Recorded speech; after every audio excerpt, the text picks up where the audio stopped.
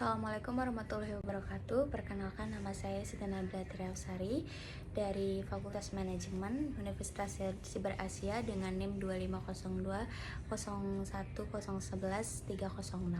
Saya akan menjelaskan materi tentang sistem-sistem perekonomian Pancasila. Sistem ekonomi pada dasarnya merupakan suatu cara yang diambil dalam rangka mengatur sekaligus mengorganisir seluruh kegiatan ekonomi dalam anggota masyarakat berdasarkan prinsip tertentu dengan tujuan untuk mencapai kesejahteraan. Sistem ekonomi punya berbagai fungsi, mulai dari sebagai penyedia dorongan untuk berlangsung kegiatan produksi hingga untuk mengatur pembagian hasil produksi tersebut di anggota masyarakat.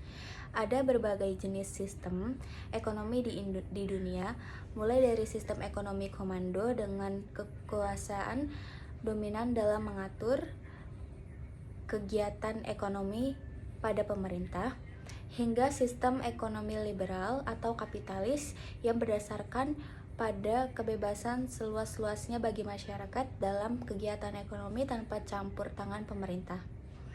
Di Indonesia, sistem ekonomi yang diterapkan adalah sistem ekonomi Pancasila. Landasan dari sistem ekonomi Pancasila tentu saja adalah Pancasila. Tidak hanya itu, sistem ekonomi Pancasila juga disebutkan dalam UUD 1945 dalam pasal 33 ayat 1-4. Sistem ekonomi Pancasila merupakan sebuah sistem ekonomi yang dijalankan dengan nilai dan moral yang terkandung dalam Pancasila sebagai dasarnya. Sistem ekonomi ini dipilih karena mengandung makna demokrasi ekonomi. Karena itu, sistem ekonomi Pancasila juga sering diambil sebagai sistem ekonomi demokrasi. Sistem ekonomi Pancasila adalah identitas ekonomi Indonesia. Seperti apa peran Pancasila dalam sistem ekonomi ini? Karena menjadikan Pancasila sebagai dasarnya, maka kelima sila tersebut punya peran besar dalam sistem ekonomi. Yang pertama, sila pertama adalah nilai ketuhanan. Dalam menjalankan sistem perekonomian Indonesia, nilai dan etika agama berperan penting. Nilai ini mampu menghindari adanya kemungkinan kerugian maupun penyalahgunaan keuangan perusahaan yang bertentangan dengan nilai agama. Yang kedua, nilai kemanusiaan. Sistem perekonomian Indonesia mengutamakan prinsip humanis dan menolak eksploitasi dalam kegiatan ekonomi. Pekerja berhak mendapatkan gaji dan fasilitas sesuai dengan tingkat kerja, tanggung jawab, dan resiko yang diberikan pada perusahaan. Yang ketiga, ada nilai kesatuan. Seluruh kegiatan ekonomi bermula dari keinginan keluarga untuk menjaga persatuan.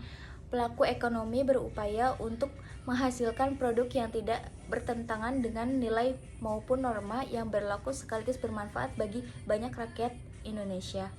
Yang keempat, ada nilai musyawarah atau demokrasi.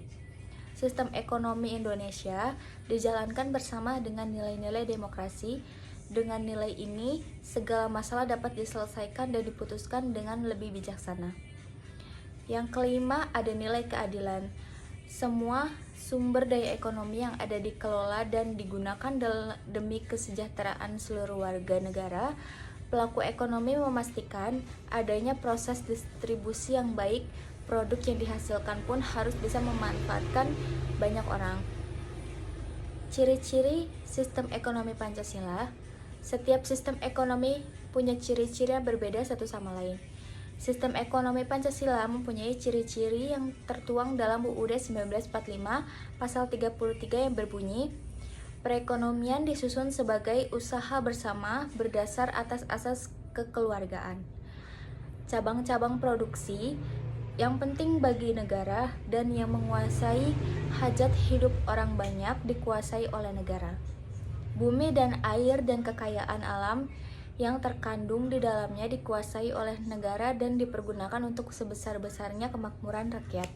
Perekonomian nasional diselenggarakan berdasar atas demokrasi ekonomi dengan prinsip kebersamaan, efisiensi, berkeadilan, berkelanjutan, berwawasan lingkungan, kemandirian, serta dengan menjaga keseimbangan, kemajuan, dan kesatuan ekonomi nasional.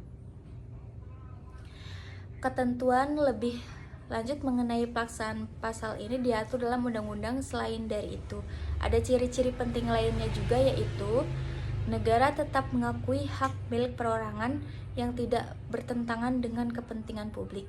Masyarakat adalah bagian yang penting dalam sistem ekonomi dengan kegiatan produksi yang dilakukan, dipimpin, dan diawasi oleh masyarakat. Penerapan sistem ekonomi Pancasila di Indonesia. Untuk mengetahui penerapan sistem ekonomi Pancasila, mungkin kamu harus mengetahui keadaan nyatanya sebagai acuan ini. Ada beberapa contoh penerapan sistem ekonomi Pancasila. Yang pertama, adanya badan usaha milik negara, yaitu BUMN. Seperti yang telah dijelaskan sebelumnya, cabang yang dianggap penting dan berhubungan dengan hajat hidup orang banyak diatur oleh negara, maka dari itu negara berperan dengan menciptakan BUMN. Yang kedua, adanya koperasi. Kehadiran koperasi adalah bentuk implementasi dari ekonomi Pancasila karena kegiatan koperasi merupakan usaha kolektif yang berdasarkan asas kekeluargaan. Yang ketiga, adanya serikat pekerja. Serikat pekerja hadir untuk mengantisipasi dan meminimalisir kemungkinan eksploitasi sumber daya manusia. Itu saja, sekian dari saya. Assalamualaikum warahmatullahi wabarakatuh.